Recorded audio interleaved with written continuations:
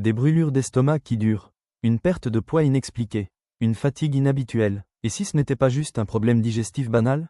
Aujourd'hui, on parle d'un cancer souvent silencieux, le cancer de l'estomac. Restez jusqu'à la fin, je vous explique les signes à ne jamais ignorer.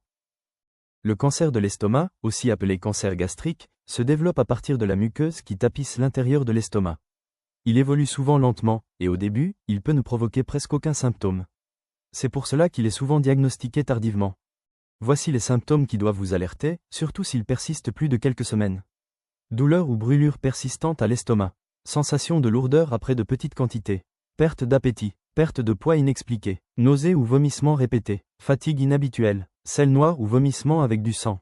Un symptôme isolé ne signifie pas forcément cancer. Mais un symptôme qui dure, qui s'aggrave ou qui s'associe à d'autres signes, doit amener à consulter.